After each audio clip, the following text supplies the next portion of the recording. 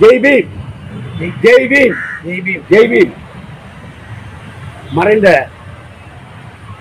தேசிய கட்சி பிஎஸ்பியுடைய தமிழ்நாட்டு மாநில தலைவர் மாவீரன் கே ஆம்சாங் அவர்களை அநியாயமாக படுகொலை செய்தது முன்னிட்டு நாங்கள் இன்று நியாயம் அறக்கட்டளை சார்பாக கமிஷனர் அவர்களுக்கு வந்து புகார் மனு கொடுத்திருக்கிறோம்.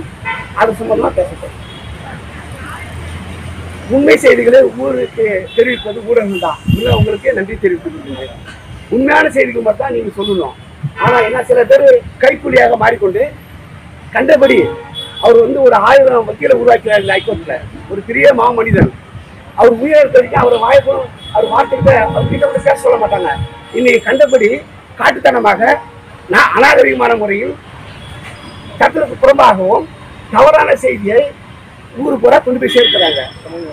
அதில் சமூக ஊடகங்கள் மூலம் கொண்டு போய் சேர்க்கிறாங்க. அது குறிப்பாக நக்கீரன் பற்றிய ஊடகம் இருக்கிறாங்களே, அவர் மிஸ்டர் பிரகாஷ்னு அவர் தவறான செய்தியை அனுப்பிட்டு இருக்காரு. இன்னொருத்தர் வந்து ரமேஷ், அவங்க மேல கடுமையான தண்டனை.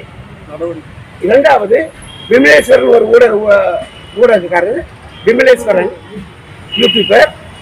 இன்னொருத்தர் வந்து விமலேஸ்வரன் தமிழா பாண்டியன்.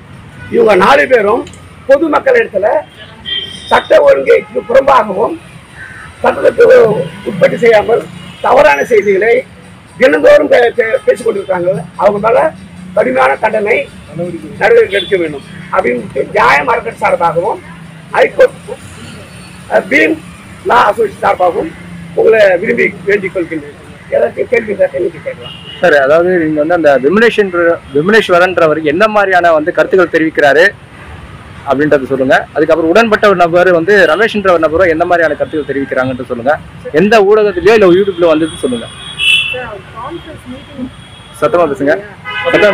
புதிய தலைமுறை சேனல்ல ஒரு 6 பேர் கொண்ட குழு பேசும்போது அவரை வந்து குற்றவாளியா சித்தரிச்சு பேசுறாங்க. அதுக்காக தான் நாங்க கண்டிச்சு கொடுத்துருக்கோம். ஸோ அதை பேன் பண்ண சொல்லி கேட்டுருக்கோம். இப்ப அதுல வந்து யாரு வந்து அந்த மாதிரி என்ன மாதிரி வார்த்தைகளை சொல்லியிருக்காங்க, என்ன யார கொலைகாரன்னு சொல்லி தெளிவா பேசுங்க. அவரை வந்து கொலைகாரன்னு சொல்றாங்க. ஆனா வந்து இப்ப வந்து கமிஷனர் பேசுகிறார், முன்னாள் கமிஷனர் பேசுகிறாரு. அவர் மேல எஃப்ஐஆர் ஒண்ணுமே இல்லை, எல்லாம் எல்லாத்தையும் ஒண்ணும் இல்லை. சிஎம் வந்து இப்ப அங்க பார்த்து பேசுங்க. சிஎம் வந்து இப்ப அவர் வந்து அவருக்கு புகழ் அஞ்சலி செலுத்தி கொடுக்குறாரு. எந்த சிஎம்மும் ஒரு கொலைகாரனாக போய் அவங்கள இல்லத்துல போய் சென்று பார்க்க மாட்டாங்க. இது புரோட்டோக்கால். அப்ப சிஎம் வந்தாக்க சிஎம்க்கு மீறி இது சில அநீதிகள் நடந்துட்டு இருக்கு. அதனால அந்த சட்டத்துக்கு புறம்பா செஞ்ச ஊடகங்கள் 4 பேர் மேலேயும் கடுமையான தண்டனை எடுக்கும்படி மிகவும். அந்த 4 பேர் ஒரு நிமிஷம் சார். அந்த 4 பேர் யாரு, எந்த ஊடகங்கள்ல பேசியிருக்காங்க தெளிவா பேசுங்க. ஊடகத்துல ரமேஷ் அண்ட் பிரகாஷ் வேற. அப்புறம் தமிழா ஊடகத்துல பாண்டியன். அமலேஸ்வரன் அவர் ஊடக பேர் தெரியல. ஊடகம் யூடியூபர். இவங்க மேல தகுந்த நடவடிக்கை எடுக்கணும். கமிஷனுக்கு நாங்க புகார் பண்ணி இன்னைக்கு நடவடிக்கை எடுக்காத பட்சம் அடுத்த கட்ட நடவடிக்கை தான் சார் இருக்கும் சார். மேலும் அவங்க மேல வந்து கம்ப்ளைண்ட்ஸ் கொடுக்கறதுக்கும் மேலும் ஃபர்தரா அவங்க வந்துட்டு இந்த மாதிரியான பேன் பண்ண சொல்லி கேட்டிருக்கோம். இல்லைன்னா ஃபர்தரா இப்போ நாங்க ஒரு 10 பேர் வந்திருக்கோம், இன்னும் ஒரு 100 பேரோ இல்ல 1000 பேரோ அவரை நிர்ணயம் பண்ணார் இல்லையா, அட்வொகேட்ஸ் உருவாக்குனார் இல்லையா, நாங்க எல்லாமே என்டையர் டீமா வந்து அவங்க மேல அகேன்ஸ்டா நிற்போம். அதுவும் இல்லாம சிபிசிஐடிக்கு வந்து இந்த கம்ப்ளைண்ட்டை வந்து மாத்த சொல்லியும் கேட்டிருக்கோம். 1000 அட்வொகேட் இருக்கிறாங்க. உங்க பேர் சொல்லுங்க. என்ன உங்க பேர் சொல்லுங்க. பொது பிச்சைமுத்து, செக்ரட்டரி, நியாயம் அறக்கட்டளை செக்ரட்டரி, நியாயம் அறக்கட்டளை, high court advocate, senior company sir.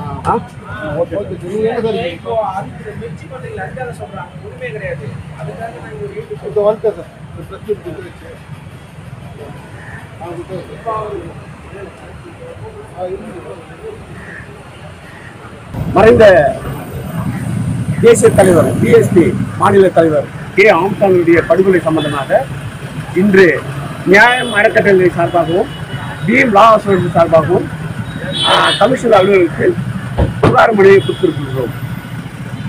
என்னுடைய பெயர் பிச்சைமுத்து, ஹைகோர்ட் அட்வொகேட், நியாயம் செக்ரட்டரி. புகார் மனுவில் நக்கீரனுடைய ஊடக ஊடக ஊடக ஊடக ஊடக வேலை ஊடக என்ன ஊடகத்தார் மிஸ்டர் பிரகாஷ், மிஸ்டர் ரமேஷ், இவர் இருவரும் தவறான செய்தியை பொதுமக்கள் இடத்துல பரப்பிட்டு இருக்காங்க. கொலை செஞ்சாரு அப்படின்னு சொல்லிட்டு கத்தி எடுத்தவன் கத்தியால் வீழ்த்தப்படுவான் அப்படின்னு ஒரு செய்தி சொல்கிறாங்க. மூன்றாவது மிஸ்டர் விமலேஸ்வரன், அவர் ஊடகாளர், அவரும் வந்து தவறான செய்தியை மக்கள் இடத்துல பரப்பிட்டு இருக்காங்க. நாலாவது வந்து தமிழா பாண்டியன், அவரும் வந்து தவறான செய்தியும் சட்டத்துக்கு புறமாகவும் பொதுமக்கள் இடத்துல பிரச்சனை லாண்ட் ஆர்டர் பிரச்சனை உருவாகிற அளவுக்கு பரப்பிட்டு இருக்கிறாங்க. அவங்க மேலே கடுமையான தண்டனை எடுக்க வேண்டும் என்று நடவடிக்கை எடுக்க முடியும் கமிஷனுக்கு நாங்கள் புகார் மனு கொடுத்துருக்குறோம். மீண்டும் இது சம்பந்தமாக எங்கள் அமைப்பு எங்கள் புகார் மனு நடவடிக்கை எடுத்தோம்னாக்க நாங்கள் கிட்டத்தட்ட ஒரு 1000 வக்கீல் இருக்கிறோம். எங்களை படிக்க வச்சுக்கிறார் அவர் தான். அவர் அந்த வக்கீலை கூட்டி நாங்களும் போராட்டம் நடத்த தயாராக இருக்கிறோம். இன்னைக்கு நாங்கள் வந்து நியாயம் அறக்கட்டளை சார்பாகவும் மற்றும் பீம்லா அசோசியேட் சார்பாக மறைந்த திரு ஆம்ஸ்ட்ராங் அவர்கள் வந்து அவர்களை பற்றி தவறான விஷயங்களை கருத்துக்களை வந்து மக்களிடத்துல வந்துட்டு யூடியூபர்ஸ் வந்து சமூக ஊடகங்கள் மூலம் தவறான விஷயங்களை பரப்பிக்கிட்டு இருக்காங்க. அது மூலியமா அதுக்கு ரிலேட்டடா கம்ப்ளைண்ட் கொடுக்கறதுக்காக இங்க வந்திருக்கோம்.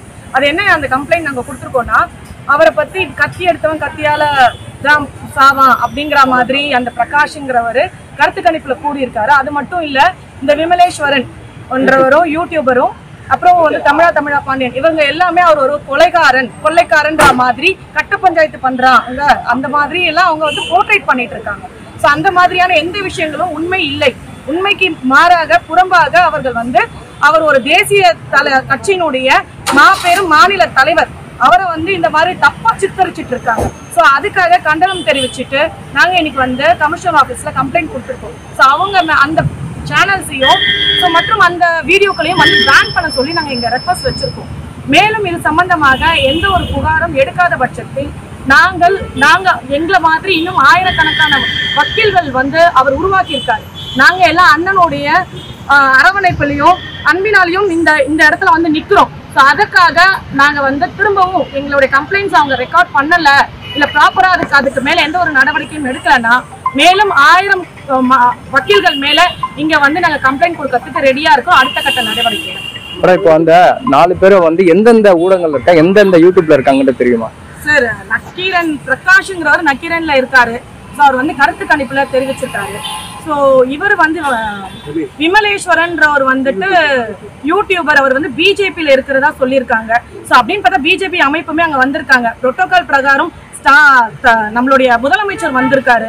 முதலமைச்சர் வந்து அவங்களுக்கு ஆறுதல் தெரிவிச்சிருக்காங்க. அதுவும் இல்லாம நிறைய தலைவர்கள், தேசிய தலைவர்களும் வந்திருக்காரு. ஜேபி நட்டாவும் வந்துட்டு அவங்களுக்கு வந்து ஆறுதல் தெரிவிச்சிருக்காரு அழைப்பின் மூலியமா. அதுவும் இல்லாம ராகுல் காந்தி ஐயாவும் அழைப்பின் மூலியமா ஆறுதல் தெரிவிச்சிருக்காங்க.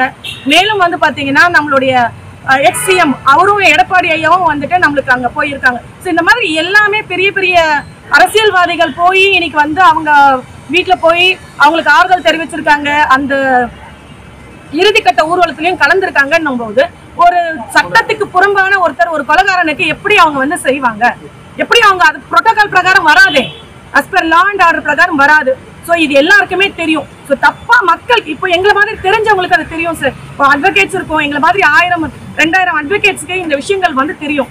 அதை தாண்டி பொதுமக்களுக்கு அவரை பத்தி ஒரு பெரிதளவு புரிதல் இல்லை. ஸோ ஒரு பர்சன்டேஜ், அதாவது அவர் வந்து நிறைய பேருக்கு உதவிகள் செஞ்சிருக்காரு, அவங்களுக்கு தான் தெரியும். அப்பார்ட் ஃப்ரம் தட் பப்ளிக் வந்து தெரியாது. ஸோ அவங்களுக்கு வந்து தெரியாத புரிதல் இல்லாம அவங்க கிட்ட அவரை தப்பா கொண்டு போய் சித்தரிச்சிட்டு இருக்காங்க. ஸோ இதை வந்து கடுமையாக நாங்கள் கண்டிக்கிறோம். நீங்க சொல்லக்கூடிய அந்த 4 பேர் யார் யாரு, என்ன பேர் சொல்லுங்க, உங்க வரிசையா சொல்லிட்டாங்க சார். நக்கீரன் பிரகாஷ், யூடியூபர் விமலேஸ்வரன், அப்புறம் தமிழா பாண்டியன், ரமேஷ், இவங்க 4 பேர் மேலேயும் நடவடிக்கை எடுக்க சொல்லி புகார் மனு அளிச்சாங்க. போலீசார் நடக்க தவறுனாக்கா போராட்டமோ ஏதோ அந்த மாதிரி கண்டிப்பா வந்து அதுவும் இல்லாம சிபிஐக்கு மாத்த சொல்லி இந்த கம்ப்ளைண்ட் நாங்க ரைஸ் பண்ணிருக்கோம். ஸோ இது வந்து இன்னைக்கும் வந்து பாத்தீங்கன்னா இப்பயும் ஹைகோர்ட்ல வந்து ப்ரொடெஸ்ட் நடந்துட்டு தான் இருக்கு. ஸோ இதை வந்து இதோட இவங்க இந்த மாதிரி யூடியூபர்ஸ் எல்லாம் நிறுத்திக்கிட்டாங்கன்னா இதோட முடிஞ்சிடும். இல்லைன்னா இருக்க இந்த பிரச்சனைகள் தீவிரமடையும்ன்றதை நாங்கள் இதை மூலம் தெரிவிச்சோம்.